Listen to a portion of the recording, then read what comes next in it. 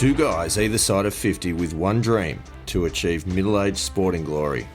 This is the Missing Links Golf Show.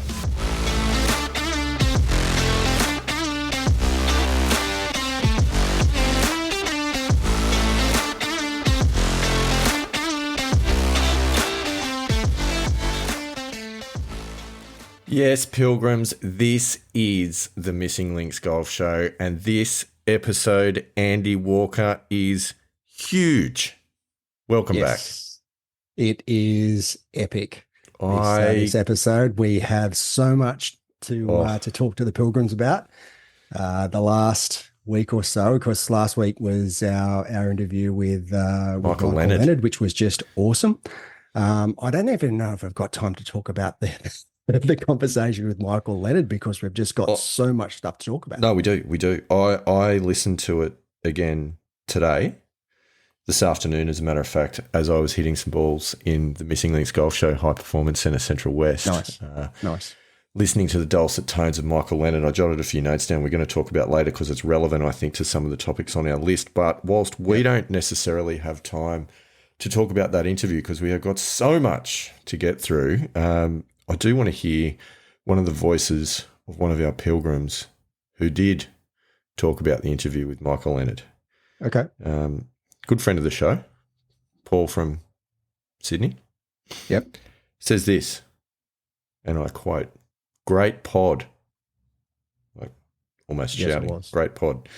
Really enjoyed it. Amazing golf and life advice. So relatable in so many ways. Really highlights the power of narrative. He came across so balanced and measured for a corgi lover. For a corgi lover. Okay. For a corgi lover. He's obviously done some research on Michael Leonard. Someone's clicked on the link to the website, I would say. But yeah, honestly, so much quality information was in that interview. It's not funny. And it was entertaining to listen to. Yeah, and even sort of further to that, I've actually now enrolled in the Wicked Smart Golf Academy. So I enrolled in Michael's program and really looking forward to going through that over the next few weeks and few months. So I've got a bit of education to get through. Mental golf type, I'm still working my way through mental golf type. Now Wicked Smart Golf Academy. So yeah, I'll be an expert by the time I'm done. You'll be playing some wicked smart golf, Andy Walker, no doubt about it. Although, have I done that already? Oh, so much to unpack. This is the question. This is huge. We'll be saying that phrase a lot tonight, I think. Yes. But speaking of things that are huge, Andy Walker, a huge moment in your golfing journey, a topic that we have been talking about for quite some time. I don't want to use the phrase "I told you so," but I do believe that very early on in the journey, in the pilgrimage of this podcast, I may have suggested that you undertake a little bit of a examination of your equipment. Yes, and I did examine my equipment. Actually, I had someone else examine my equipment as well. And that, ladies and gentlemen, is not a euphemism. But yes, and obviously golf club fitting, and I alluded to it a couple of weeks ago. And it's something that has been, well, not really in the back of my mind, in the forefront of my mind, that it's something that would be a pretty big advantage. So I did take the time to go and get a fitting with Titleist a couple of weeks ago. That is exciting.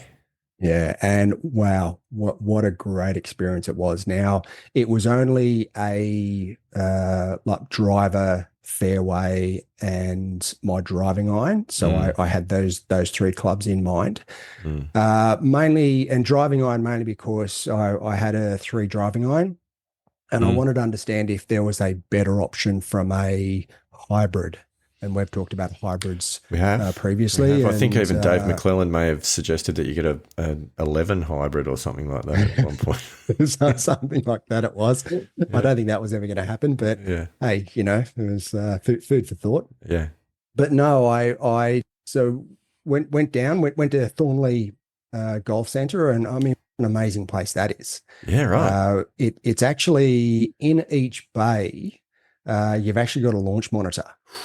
So Now we're you talking. stand up, yeah, you stand up, you put your balls in this well, it's a like a ball.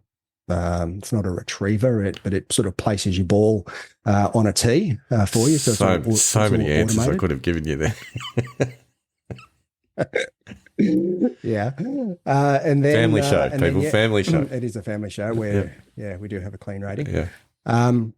So you get up on your screen, it's yeah 30 odd centimeter screen, and you choose your target, you choose the club that you're hitting, and away you go. It gives you all your stats. It was really, really amazing. And every single bay, well, That's cool. certainly every single bay that I could see has one of these launch monitors. So yeah, so I just spent my warm up just playing a bit of a play around with the launch monitor and enjoying the process. But yeah, then came my time, 10 a.m. I think it was, to be able to get driver, fairway, and potentially a hybrid fitted. And yeah, went through quite a lot of options. Now I won't sort of talk about it in depth because I have asked the Titleist rep, Jason, to come on the show so we can sort of talk about How it good would that be? in a lot more depth and go into some of the details. So yeah, he's agreed to do that. So maybe in the next 2 or 3 weeks we'll get Jason on the show. For all the golf nerds out there like us who are Yes. interested in the ins and outs of what happens in a fitting and maybe some of the insights from a trained fitter, I think would be great. Yes. But certainly he identified pretty quickly that the TSR3 was the club head for me from a driver perspective. So, and then it was just playing around with different shafts. And we ended up going with a hazardous stiff shaft, but it's actually, okay. it's half an inch shorter. So it's 45 inches, not the standard 45 and a half, which was quite interesting. And you hit that really, really well. So I was really happy with that. Getting that out there probably sort of 265, 270 meters, which I was pretty good. I was pretty happy with. So what's that translate to for yards? For yards, it's sort of in the 290 something, the early 290s. That's adequate. Yeah, so swing speed, and this is all TrackMan data, so it's pretty accurate. Swing speed with the TrackMan. So 265 is 290. Well, there you basically. go. Yeah. So yeah. 289.8 or something. Yeah. Yeah. So when you're getting up to sort of 270, that's sort of mid 290s. So yeah. So we and with the TrackMan data, my average swing speed with the driver was 111 miles per hour. So Jason did mention that current this year, the average swing speed on tour is 114. It's pretty miles close per hour. So I'm there or thereabouts, and it's pretty close. It's not bad for a 51-year-old bloke. I walked away going, you know what, I'm actually a bit closer than what I thought. I mean, I thought I was more sort of in the mid sort of 100 to 110, sort of somewhere in that vicinity. Did he tell you what the average swing speed was or club head speed was on the seniors tour, on the champions tour? No, we actually didn't talk about that. It was mainly sort of direct comparison with PGA Tour. Obviously, I mean, it's a natural comparison. You could be the Bryson of the Champions Tour. Potentially. How good's that? So yeah, so after driver, we had a bit of a play around with a 3 fairway. But the problem with the 3 fairway and what Jason said to me was, what are your distances? What do you want to hit? Like what are you looking for? And I hit the M3, the TaylorMade M3, around the 225 mark. And I said, look, I'm probably just after something about the same. If I'm going to be hitting a driver 265, 270, then I'm happy to have a fairway at about the same, because what I was finding is with a driver only getting out about 250, and then having sort of 225, 230 for my TaylorMade M3 fairway, it just there wasn't enough. Not enough gap. Yep. Yeah. And then there was a big gap between the 3 fairway and my 3 driving iron. And that's where I found I was struggling a bit, is that there was a huge gap. Well, the 3 fairway, 3 driving iron was going about 200. If I really sort of, got it out there about 205, and then I was sort of, the 225 to 230 with the 3 fairway. So I said to Jason, look, if I can get sort of, 225 to 230, that's great. So we ended up settling on a 4 fairway, which I was a little bit surprised about. So it's unusual. 16.5 degrees. Yeah, but same shaft, the hazardous stiff shaft that's half an inch shorter than standard. Is that because you've shrunk, Andy Walker, in your old age? Potentially. Yeah. No, it's because with a shorter length driver, you actually gain more control. It actually stiffens the shaft a little bit, but then you get a lot more control with a half an inch shorter. And it's interesting the difference it made. It was actually, it was more. The difference was greater than what I anticipated it to be. Yeah, right. So then difference in terms of dispersion you're talking about? Yes. Yeah. Correct. Yeah. Correct. Yeah. Yep. Absolutely. So we ended up sort of settling. It was my average with the 4 fairway was 230, which was great. Then we started talking about what I wanted out of, or instead of the 3 driving iron. And I said I'd never hit a hybrid, want to go down the track of just testing hybrids. Gave me a hit of a couple of hybrids, and I just didn't like it. It's just going. See, that's interesting. Just not. What was it that you didn't like? The look of it, the feel of it. A and B. But second, the third thing that I wasn't a massive fan of is with my driving iron, I can, and while I wouldn't call it a stinger, it's a sort of stinger type of shot that I can hit with the 3 driving iron. And I just couldn't hit it. I couldn't hit that with a hybrid. So I probably only hit half a dozen shots with it and just went, no. Ballooning a little bit on you? This isn't going to work. See, because it's about, the hybrid's an approach club, whereas you're kind of looking for a tee box club, aren't you? Yes, but what I also struggle with the driving iron was, say on a par 5, if I've missed the fairway, not going to get a 3 fairway out of reasonably long sort of or first cut of rough, but it's really difficult also to get a long iron out of it.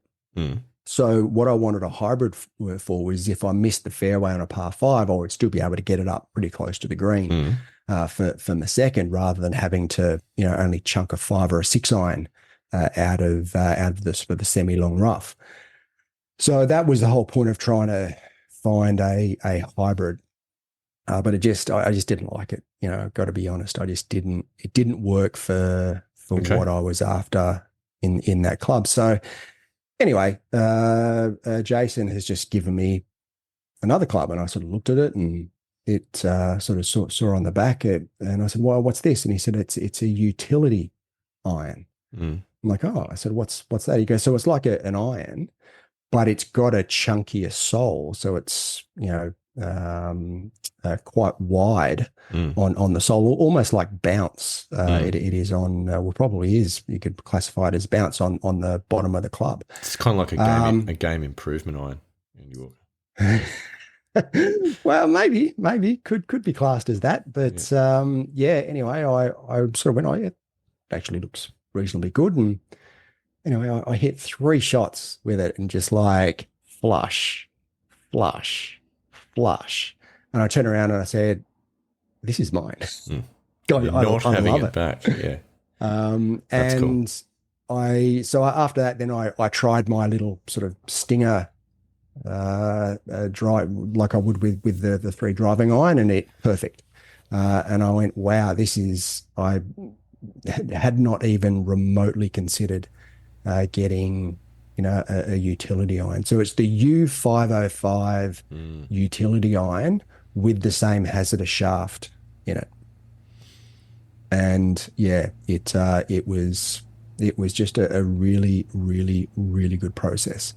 So Awesome. anyway, put the order into Thornley Golf Centre. They gave me an awesome price. Like their service was top notch.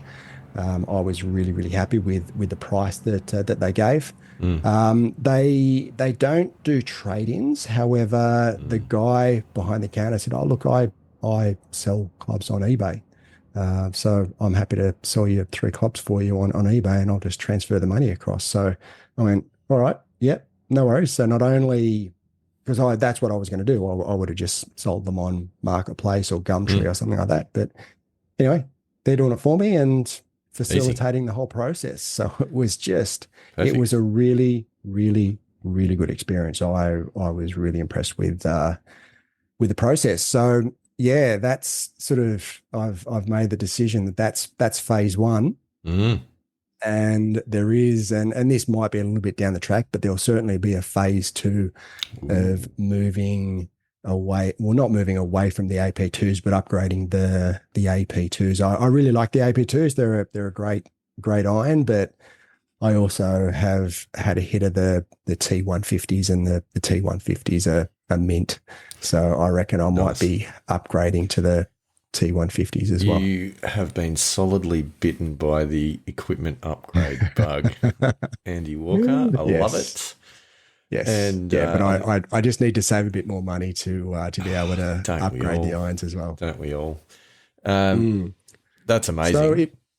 So it was quite interesting, and then obviously wedges, and I know sort of you're sort of looking at upgrading wedges as well. So that I've got Vokey wedges, so they'll get upgraded at some stage. But quite interesting, something that I was very unexpected at Thornley Golf Centre is there a certified lab putter fitter? Ooh, now this is interesting.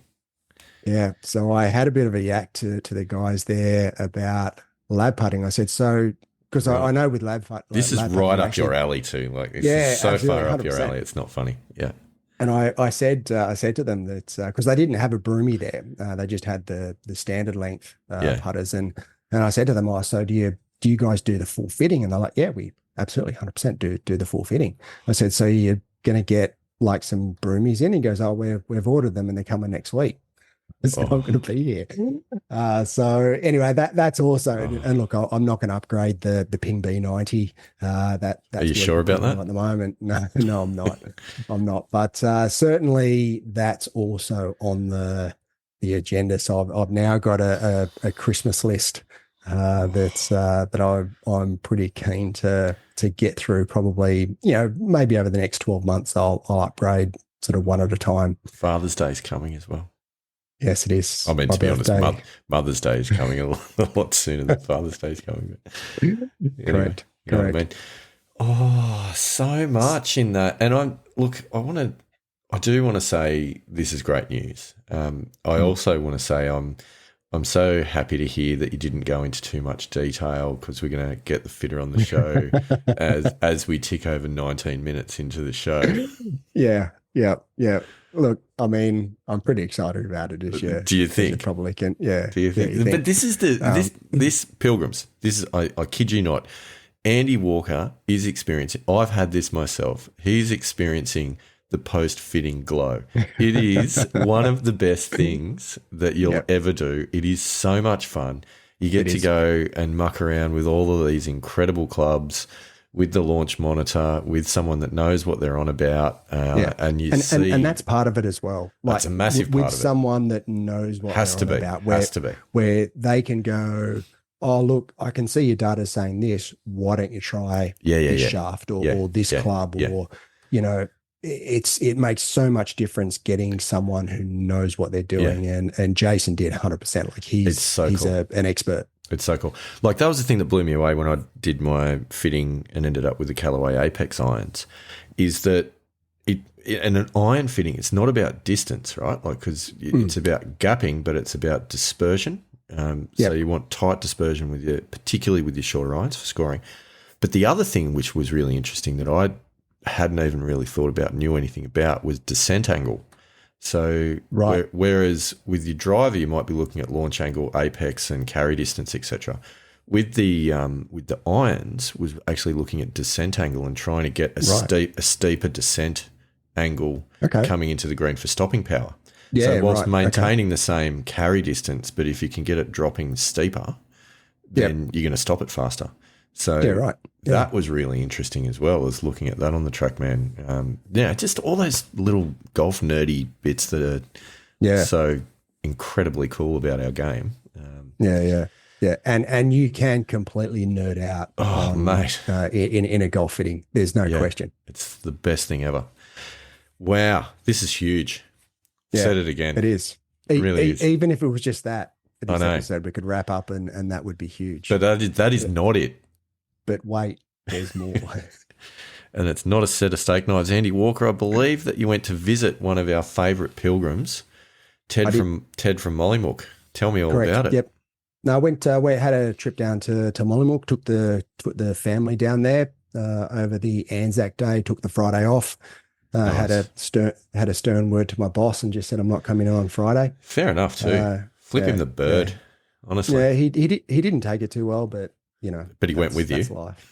Yeah, he did. Yeah, he did. Weirdly. Surprisingly. Yeah. So went down to Mollymook. Had a game at Mollymook at the Hill course on I love that Friday course. morning. Such a good course. And interestingly, of course, with the Titleist fitting, they did say that Titleist standard sort of delivery time frame is 20 days, so a month. Oof. Or 20 business days, I should say, so a month. But he said, we're getting sort of these clubs back maybe in 2.5 weeks, so you might get them back in the first week of May. A week, he gave me a call and said, clubs are in. Interested, were they like shorter shaft, yes, but standard lie? Yes, yeah. Everything else was so pretty it's standard. pretty easy for them to put together then. They haven't had to bend anything and make it too funky. No. So, that probably helps. No. So I actually got them before I went down to Mollymook, which was, I was pretty pumped for my round down at Mollymook. Now, here's the thing. The Mollymook, obviously your course growing up. Yes. The new Titleist driver, fairway and utility iron gets its first run down on your old stomping ground. There's something nice about that. Yeah. It's very, very serendipitous. That is cool. Yeah. So anyway, look, it's I didn't play badly, but I didn't play great.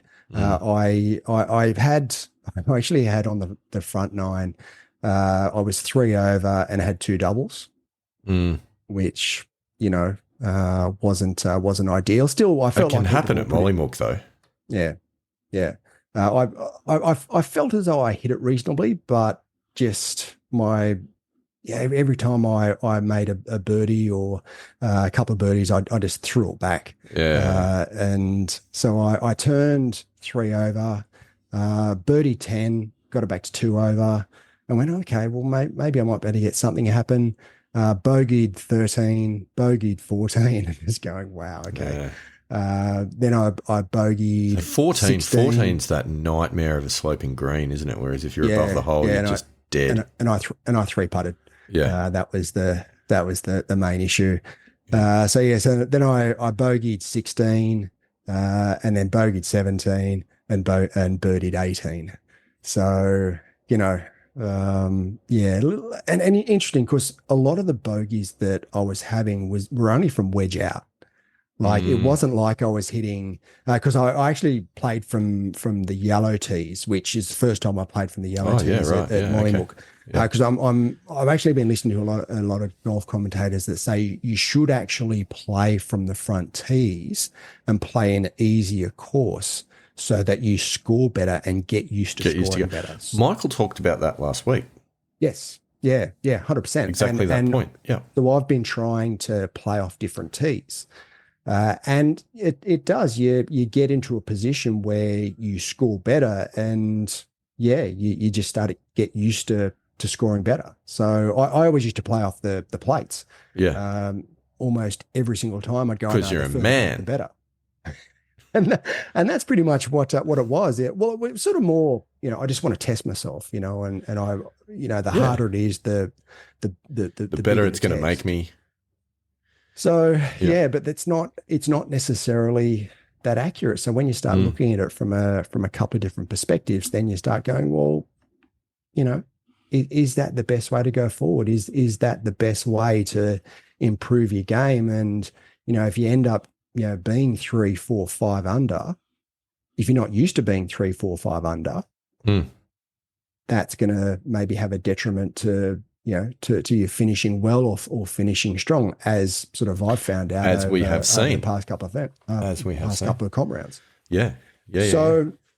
So I played off the yellows, so it was a relatively easy setup. So I did have a number of wedges into greens, and there were a number of bogeys where I only had wedge into the green, which was pretty disappointing. So I had 5 over, and I just felt like I left a lot out there. I felt like that was probably the worst I could have had, which at the end of the day, I've said for a little while now, if I break 80, I'm happy with the amount of practice that I've had over the last 25 years. And to go out and shoot 77 and go, well, that's actually the worst I could have had. I wasn't overly disappointed. And look, it was a really enjoyable round. Played with Ted from Mollymook, played with a couple of other members, really good company, beautiful day. We had a really absolutely stunning morning. And it was great to be alive. Oh, mate. That's amazing. Yeah. It's amazing. It's very cool.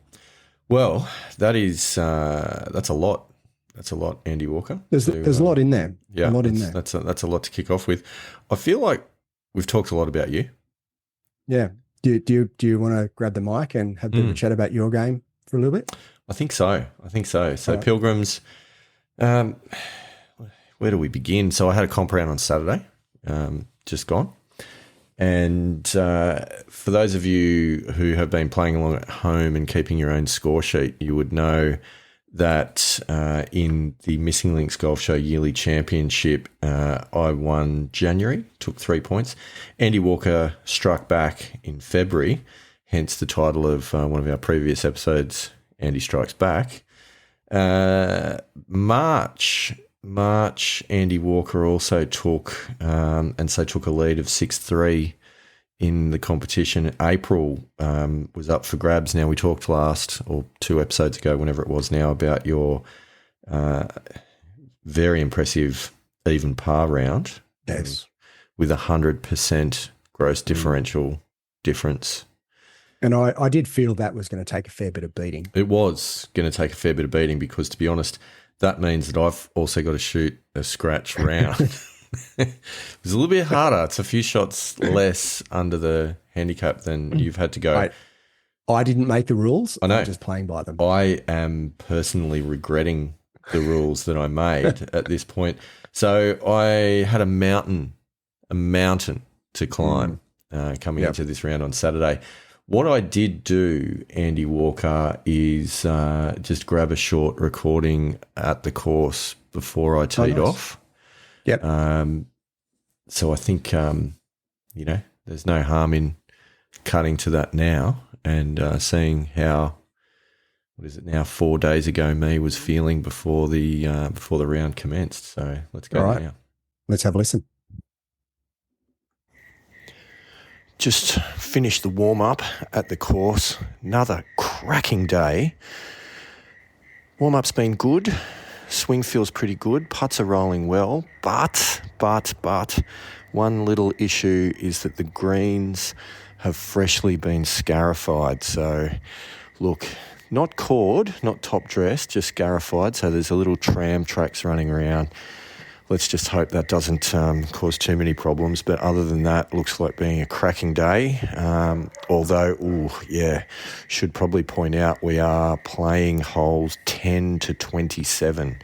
So that's going to do some things to the scratch rating for the course. I think it's a par 70 playing as a scratch rating of 68. So that means I'm going to have to shoot 2 under par if I'm any chance of even equaling Andy Walker's 100% differential percentage. So, job to do. Let's go. So, there you go. Interesting frog noises in the background as well of that recording. Andy Walker, I was obviously near the wetlands on one of the holes there. So, it was not ideal. I didn't know that we were playing holes 10 to 27 when I put my name down for the round, and I still would have played, to be perfectly honest. It doesn't change anything, but it obviously makes tasks that much harder. It's an interesting one because the rating is less, and we had a bit of a chat during the week about how course ratings are developed, and it is a combination of distance as well as the perception of difficulty.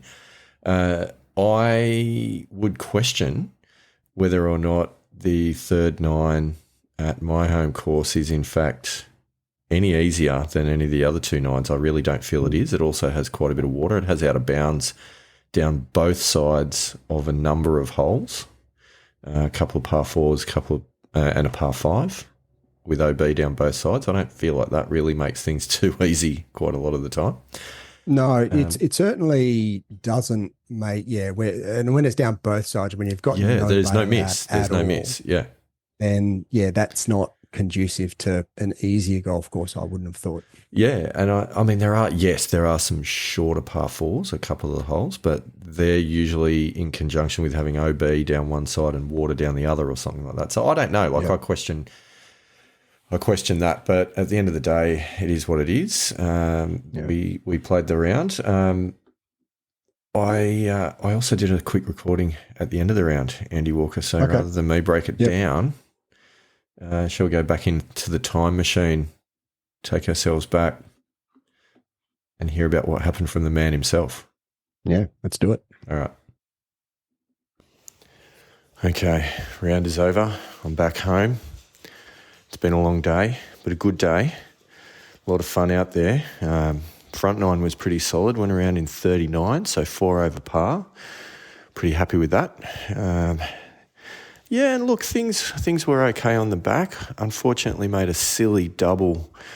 On 14, which was annoying after a great drive.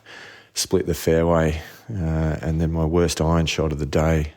Poor chip, and then a silly putt, missed the putt. So that was disappointing to make double.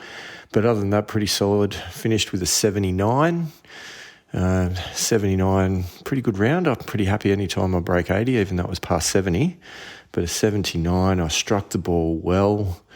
I didn't feel like I putted great today, and I think probably my short game was probably the area of weakness. But ball striking really coming along well, so that was good. But look, 79, it's not enough to track down the great Andy Walker with his 100% differential. So looks as though the month of April will go down as a loss to me and a win to Mr. Walker. Congratulations.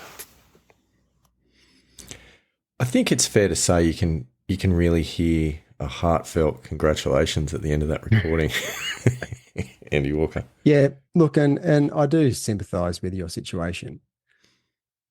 Yeah, of course you do. That was equally as hard. Now, there was something. No, I actually don't. Yeah, there was something that was mentioned. A couple of things I want to call out from this round of golf that was quite interesting. So something I mentioned in that recording where I said I struck the ball. I felt like I struck the ball well, but probably short game let me down. Just want to run you through the strokes gained result from the round. Now, it's saying off the tee, I was minus 0.08. And I do want to call out it's minus 0.08, not minus 0.8. It's minus 0.08. So it is as close as it could possibly be to scratch level driving off the tee. Okay. Nice. Which is good. In recent rounds, that's been floating around the 2.5-ish kind of level. So that was an improvement. Definitely felt like I drove the ball better than beforehand. But where there were real gains, Andy Walker, was with the exception of on 14 with my iron play and approach shots, because my strokes gain there was a positive 0.44. So I gained nearly half a shot on a scratch golfer with irons in hand. And I've got to say, that's the best I've probably ever hit my irons consistently throughout a whole round. It's hitting the ball well. So I'm feeling then that the next two stats aren't going to be particularly complementary. Well, it's interesting because obviously the stats are suggesting that a scratch player would not have shot scratch around this course. It disagrees with the scratch rating, obviously. Right. Because it was saying that my putting was positive 0.14.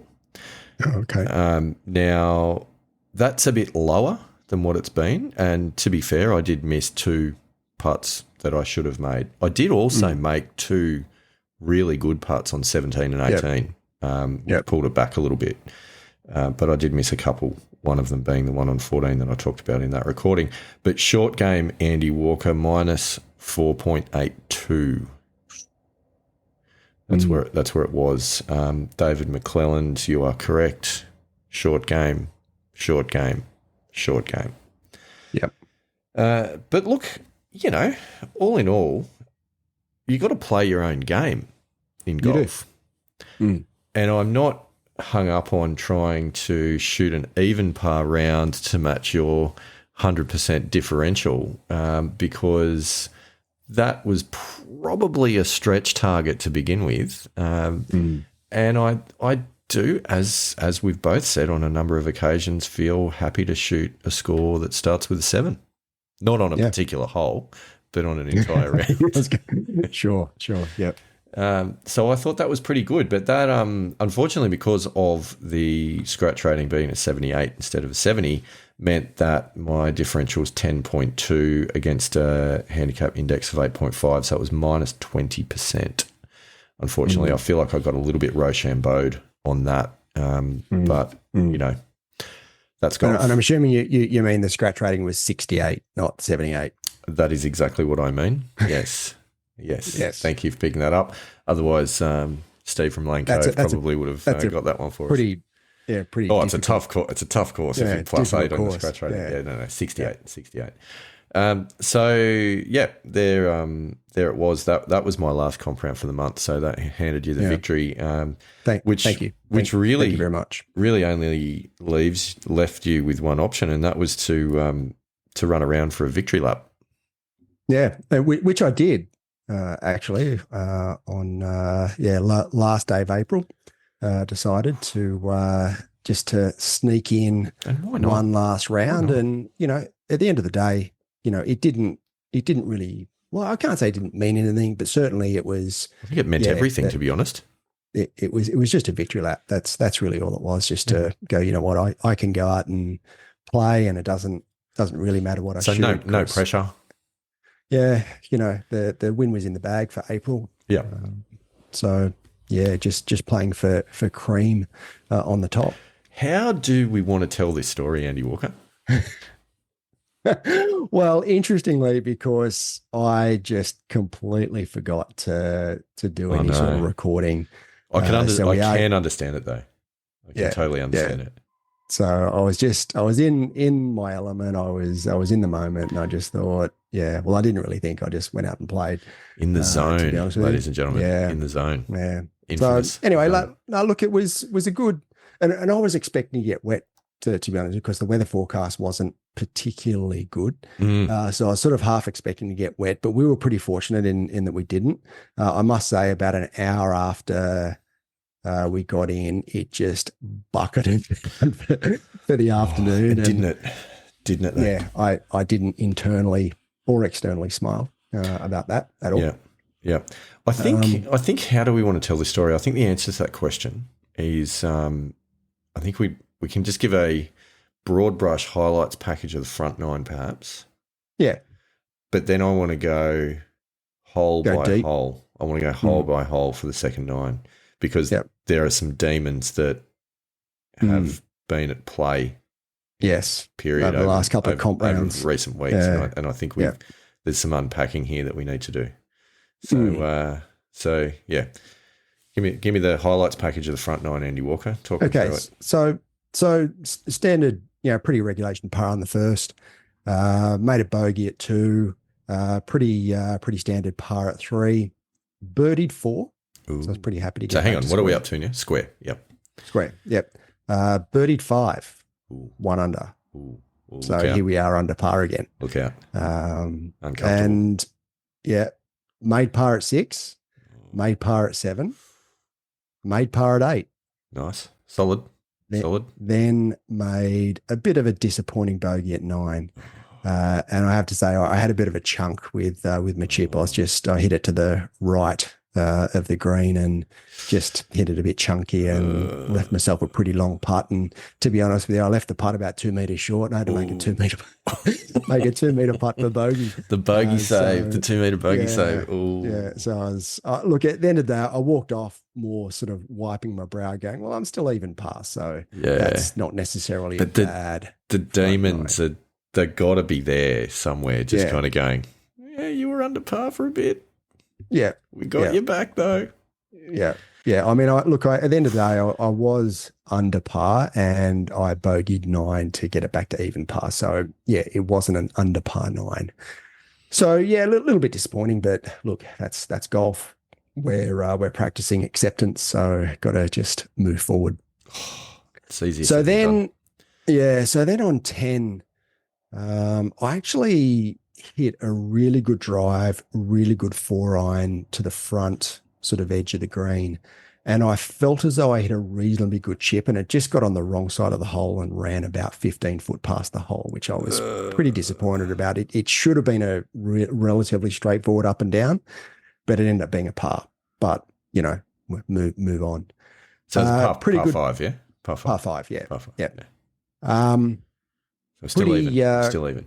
Yeah, pretty solid regulation. Well, I was actually just off the fringe for 2 on a par 4. And I was able to putt it, couple of putts, made par.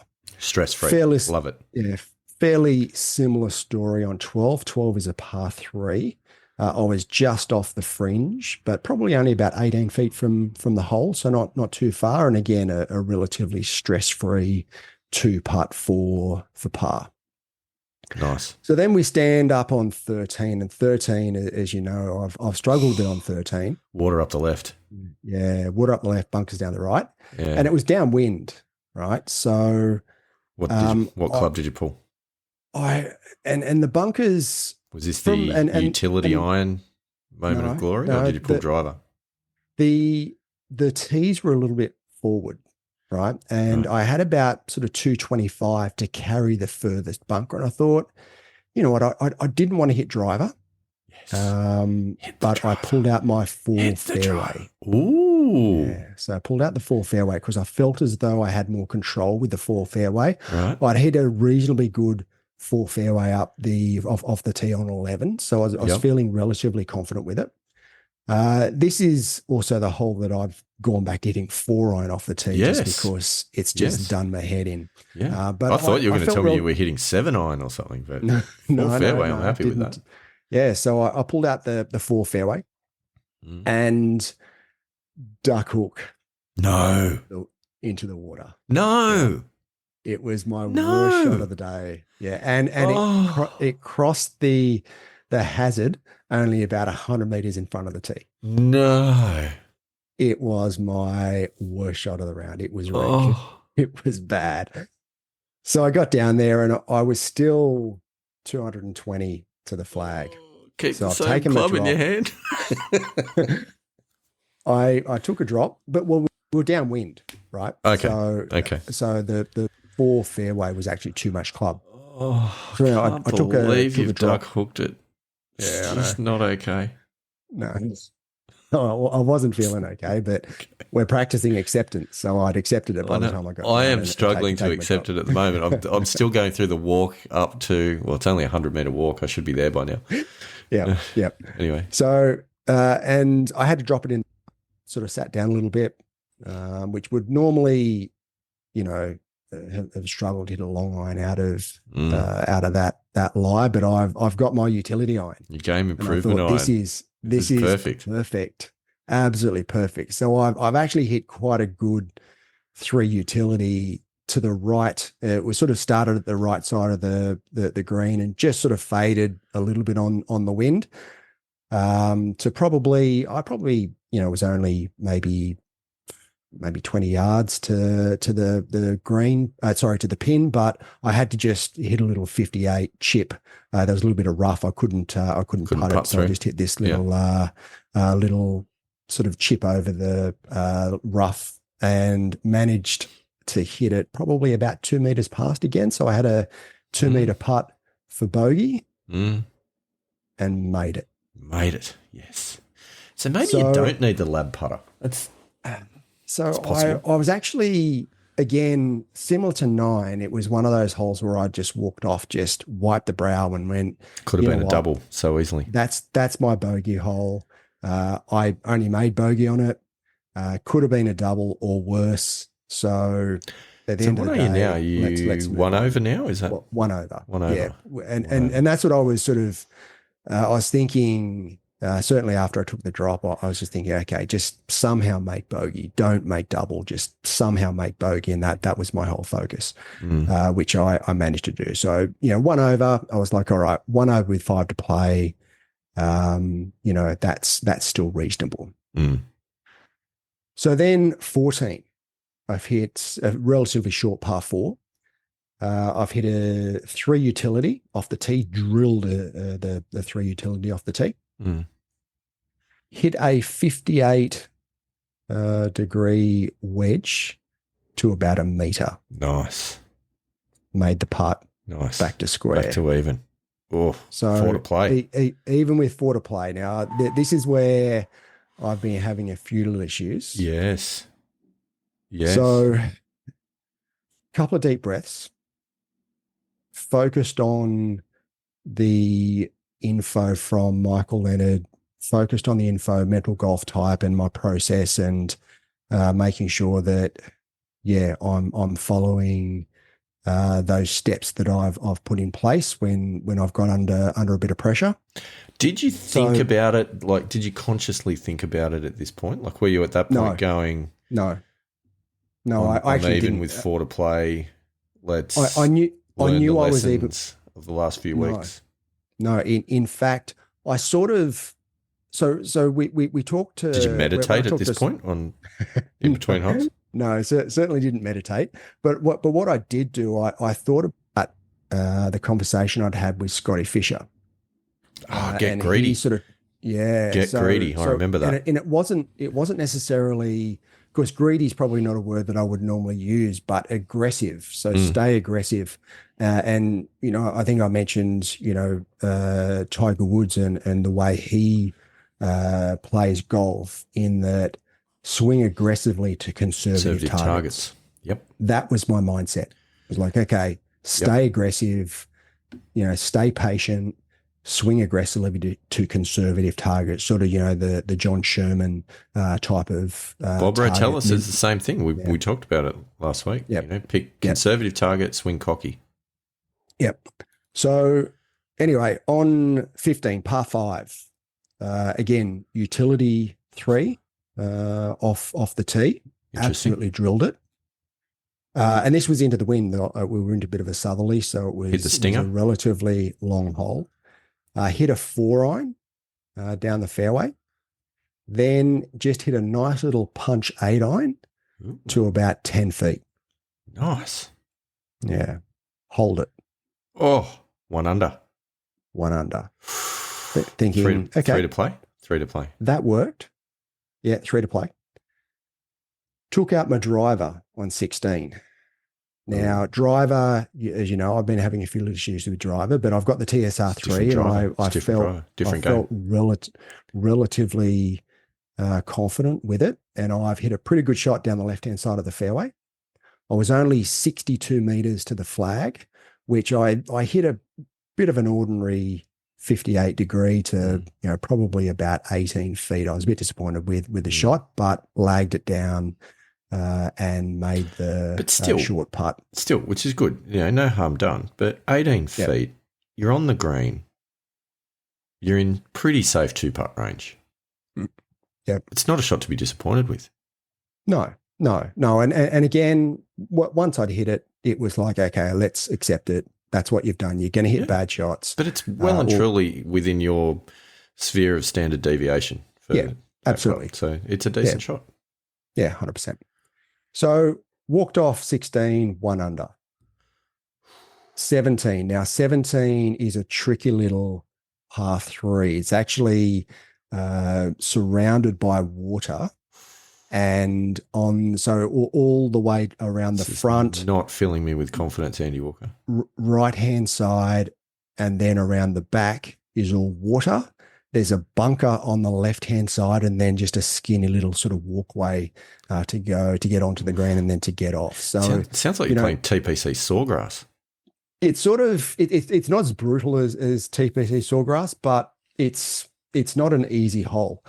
And if you think about the pin position that they normally have at TPC Sawgrass, it was hard right. Up like against 2 steps on, 2 steps off the side. Yeah. And the green actually slopes down towards the water. So it's not an easy shot. So I had 126 meters to the pin. Okay. And I just aimed at sort of middle. I just hit a little punch 9-iron. It was slightly into the wind. Little punch 9-iron just to flight it under the wind to probably about 30 feet. Was just on the left-hand side of the green.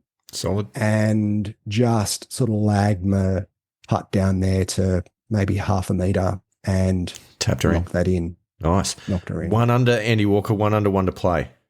Yes. Now, 18. Deep breaths. Come on. 18 at my home club.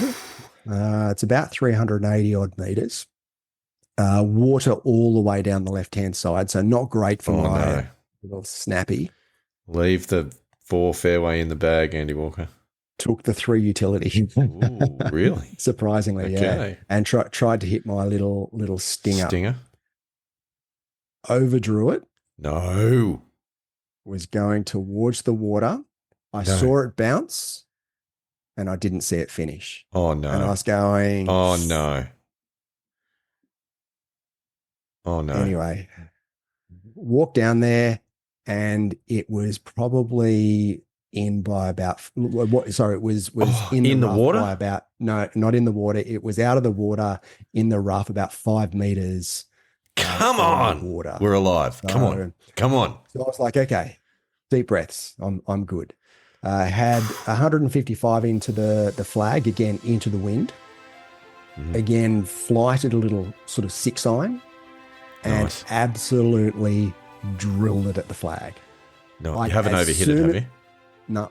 As soon as I hit it, I went, I'm shooting subpar today. Come on! Anyway, it did end up a little bit sort of short, probably about 18 feet short. And I got up there and I had a look at the putt, slightly left to right. And I thought, all right, this is in my ballpark. I'm feeling good with the putter. I'm just going to, give this a nice roll, good speed.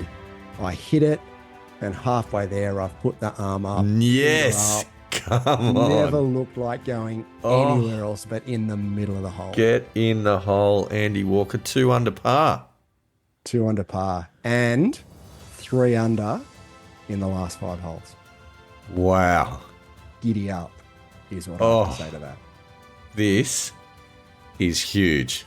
It is huge. It is huge. And you know what? First time in probably more than 25 years I've shot under par. I actually got a bit emotional. I want to find on the 18th green. I actually went, put my putter in the bag with the flag stick because I was first to putt out, and I came back and I was just like, started to tears started to well. Even just thinking about it now, I'm starting to tears. I just got really emotional about it. So good. I'm going to find some emotional music to put in the background of this somehow in the post edit because this story deserves it. That's amazing. Obviously, it meant a lot more than what I'd sort of wanted to admit. But it was massive. It was huge. It's huge. first under par round. So I've just absolutely chopped my handicap. Like I'm actually now down to 2.5, which is the lowest I've been. I've gone back. You can go back 5 years with the sort of handicap Golf Australia handicap index, and it's lower than what it's been in more than 5 years. So that's amazing. Yeah, so good. Giddy up. So just to put a bit of cream on the cake, just for fun, I've run this through the Missing Links Golf Show computer, and you were playing off an index of 3.4 today. Yes. That was a gross differential of minus 1.6. Yep. Which, ladies and gentlemen, gives a differential percentage of 147%. Not only does that take the cake for the month of April, but I'm going to say right here and now that round will not be beaten by me this year. I feel like you could do it and probably will. But that is pretty much locked you in for the bonus 4 points for the round of the year and made it a very, very, very big mountain to climb at this point. It is a remarkable round of golf, Andy Walker. It is absolutely massive in season 1 of the Missing Links Golf Show for one of us to go subpar. And I think I think so much about this, but one thing that really stands out is that your reaction to it not only is just an indication that you obviously care and it's been a while and it's a hell of a round of golf and all of those things, but I think the fact that the last couple of rounds you haven't been able to keep it under par after having a good shot at it, that just builds the pressure. And then what you feel as a result of that is that release of all the pressure and all the build-up that you don't even realise the tension that you're carrying with you. So it is a massive, massive monkey off the back. Yeah, I sort of, feel, like Adam Scott felt when he won the Masters, after blowing the after blowing the 4-shot lead in the Open. Like that that's how I feel. Yeah. Yeah. And in that dream, I now exit stage right out of the podcast, and Iona Stevens comes in to do the 18 holes with Iona, just like she did with Adam Scott after the Masters and all that. Not going to happen. I can see it. Oh wow! But I'll tell you what though, it just it changes the game. It does. It absolutely 100% does. Absolutely changes the entire and as I said, there's a lot here to think about because, this round, I'll probably say this round would not have happened if this podcast never started. Oh, there's no chance. I've always said that give me 12 months of consistent, dedicated practice, and I reckon I could get back to playing where I was sort of 25, 30 years ago. Yeah. No question. I felt like I still had it, within me to be able to play, golf like that. But this has been like 6 months, and it certainly isn't full-time practice. It's still fitting golf in around our lives and around work and around family. Yeah. Yeah. I've been consistent. I've been pretty persistent. I've had not a written plan, but certainly I've had a plan of what I wanted to do. Yeah. And, the steps I've taken have been pretty deliberate. And I just now think, all right, well, that's in 6 months. Yes. What's next? Like, where am I? And I briefly mentioned it with Michael Launer last week, is that, my stretch goal this year was to get down, 1-2 handicap. Well, no, I think that's out the window. Bar's way too low. Like, way too low or way too high. Now I'm sort of thinking, the lowest I ever got to was +1. Yeah, it was under a different handicapping system, But I'm actually thinking, well, why can't I get to +2? Why can't I get to the lowest handicap that I've ever been? There's no reason. And that has to be the goal. Yeah. Like Yeah, it has to be the goal. I think that's the new. Well, there's two stretch goals that I think I've got now. Is that one, lowest handicap that I've ever been, but I would love to play in the New South Wales Senior Open, as we talked about sort of a couple of weeks ago. If I can snare one of those qualifying now, look, I've got 4 chances, and it's top 2 in each, so it's still tough. A relative long shot. Like I've got to play pretty good. I'd have to shoot under par in a designated one of those designated 4 events. Tournament conditions. So, we're talking from club competition to tournament conditions. Yeah. So I'm not saying it's in the bag or that it should be easy or whatever.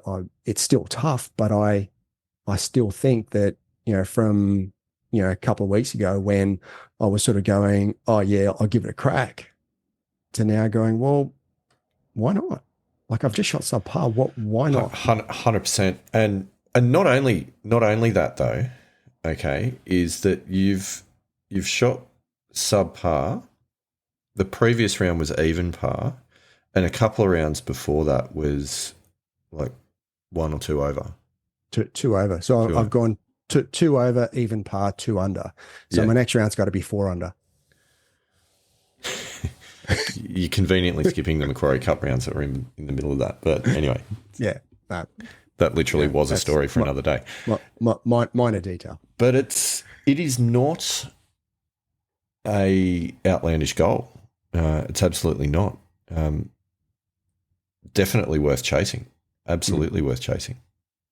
So that's sort of what I'm thinking at the moment. And yeah, we'll, haven't really sort of looked sort of too far past that. Obviously, next year, got a reasonably big birthday for yourself, so we can both sort of start looking at playing in some senior events, and that might become a bit more of a regular occurrence. But yeah, certainly for this year, I've certainly raised the bar in my own expectations and goals for myself.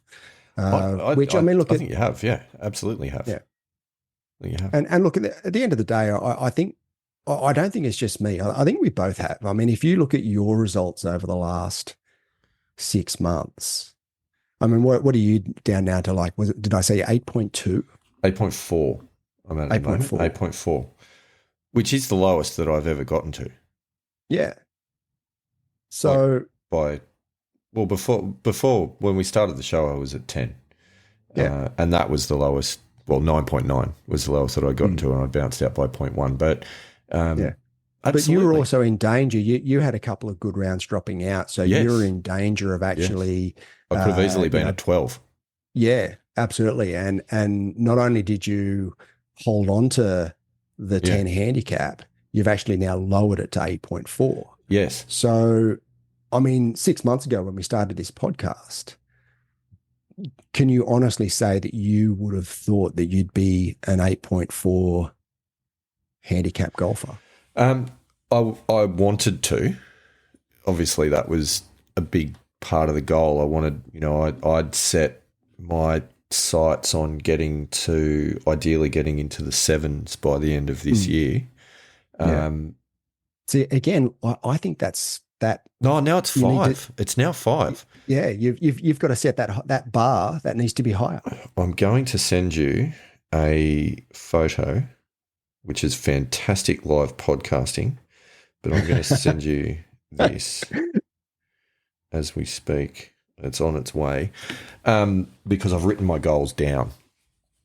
Nice. I've taken a literal leaf out of Ted's book, and Ted from Mollymook, and I've written them down. And what I have said in there, which again, I kind of go, this is all up for review. I've written down for outcome goals.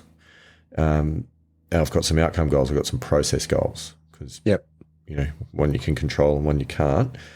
Outcome goals, handicap to be less than 6 by February of 2025. I've picked February. I had originally written end of 2024. I changed it to February 2025 because that is when the 50th happens, and that is when I qualify for senior tournaments. I've also got to break 75 in a comp round this year. Nice. Yep. As a goal, even though it makes me nervous putting something like that down because I know I did myself a disservice with the break 80 stuff a year or so ago, but I got over that, and I feel like I can get over that with this too. Yep. It's in my head anyway, so I may as well write it down. Maintain positive strokes gained against scratch in putting. Have strokes gains approach at -2 or better. Strokes gain off the tee at -1.5 or better. Strokes gain short game at -1 or better. There's work to do there. And then process goals. There's a lot to do with sort of practice, preparation, and various things. I'm not going to bore everyone with the gritty details, but it's for me now this year it's into the 5s, and the funny thing is even that's feeling a bit. I don't know what the right word is. It's definitely not easy, but it's feeling a bit like it needs stretch because for the very, very first time ever, I am legitimately, and I know this sounds ridiculous sitting at 8.4, but the way that I'm hitting the ball at the moment, I'm legitimately thinking about scratch. Yeah. Yeah. And it's interesting because I think one of the first episodes that we had that discussion when you had the doubts in your mind, I said that, you're doing yourself a disservice by not taking your previous cricketing experience into golf, because I think that's, and that competitive spirit, that mindset, I think has put you so far above. It helps. It definitely helps. It helps in the pressure moments, I think, because you can deal with it a little bit better. Yeah. But it is a different game. You know how to. Yeah, it's a different game though. So, there's a lot of things. But I just I reflect back on what you've achieved in this round. It is huge. And I know we've used that phrase, and we're gonna name the episode "This is huge" because it's huge. But it's done two things for me. It's reframed a lot of my thinking about just how much improvement, and it's legitimate improvement too. It's not just a lucky round. It's genuine improvement that we've been able to generate in a short amount of time just because we've focused. Yes. And as you say, being consistent with it, but paid attention to it. We've spoken to some really good people. Yeah. 100%. The knowledge that has come from the interviews with, Michael last week, with John Weir before that, with Josh Nichols before that, with with Neil before that, with Scotty, with Dave, everyone's added a bit, and I know I've taken a bit from all of them. The understanding of the mental scorecard that I took from Neil. Yep. That made a huge difference. But then that's been refined with the conversations with people like Josh and with John and Mike and whatnot. And it's just, I see the game differently now when I'm out there. Yeah. And I'm not making the stupid boneheaded errors strategically on the course that I was making that was causing blow up holes all the time. Yeah. And more than one in a round. And that's the difference. And I know there's more to come. And there's definitely skill building for me with being more consistent with ball striking and obviously around short game.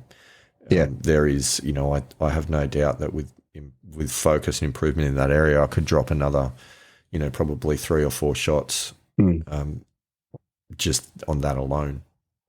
So that's where I go, for the very first time ever, I feel like it's not a stupid goal. Yeah. And that change, that is huge. Yeah. Yeah, it's massive. It's massive. When you start believing in it. Yeah. And when you start believing that, you have the ability to achieve that goal. Yeah, that is a game changer. Because your brain will recognize BS a mile off, and if you're trying to go, I'm going to be a tour pro next year, it'll go, no, you're not. Dude, seriously, get a grip. But when you go, actually, no, I can do this. That's cool.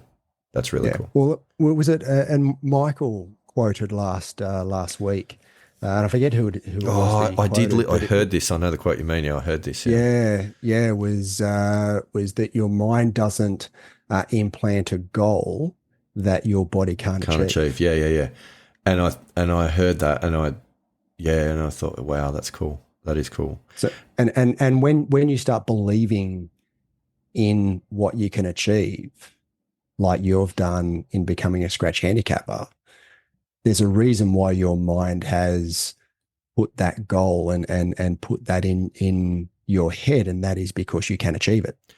You know what else it's Like done? there's no question. You know what else it's done, Andy Walker? It's actually given me some additional, I don't know that motivation's the right word, but like push on the training and development side, that I kind of go, oh, and I'm not going to just dance around the edges of this anymore. I actually want to get stuck into it. So all of that is related to everything that's been going on over the last couple of weeks, and it's all related also to that fantastic round of golf that you've played today. You've inspired yourself. You've inspired me. I hope you've inspired a pilgrim or two. But there's a couple of quotes that I actually want to share with you from our last episode, and a couple of observations. Okay. Yep. And I will start with one that Michael finished with. And when I heard it, and I went, far out, this guy's cool. Like, he's amazing. And he says, you guys will achieve your goals, but don't expect it to be easy. He said, you cannot fail if you keep going. Yeah. I love that. Yep. He's known us for an hour, and he already believes that this can happen. That's cool. We obviously talk a good game, even if we don't play it sometimes. Now, there's another one that he says, and this is when we're talking about self-perception, and he said, be very careful about the words we say to ourselves. And there is a line that I want to pull up that I've heard you say in a few episodes, and it needs to stop, and it needs to stop today. Okay. And that phrase is, back when I was playing seriously. Yeah, interesting. Andy Walker, you are now playing seriously. Yeah. Good pickup. And to be honest with you, I hadn't actually thought about that too much. In fact, I hadn't thought about it at all. But it's a good pickup. Yeah, I agree. Wow. Are there we done? Go. That is huge. That is huge. I think on that note, I think that's a huge episode. Yeah. Look, I don't know what more we can sort of pack into one episode. No. Certainly we'll give it a good crack, but that's a lot. Big day. Big day. Andy Walker, on behalf of myself, it's always one of my favourite phrases from Rex Mossop, because who else could I be on behalf of? But on behalf of myself, and I think it's fair to say all of the Pilgrims, an enormous, enormous congratulations on the very first subpar round in the history of the Missing Links Golf Show. Couldn't be prouder. Just amazing. Thank you. Yeah, feeling good. Looking forward to what the next 6 months, 12 months, 5 years has to offer. I think there's 100%. It's awesome. Yeah, gonna be a lot. Cool. So cool. Anything else that you want to say to our Pilgrims? Just the standard, rock out, Pilgrims. Oh yeah.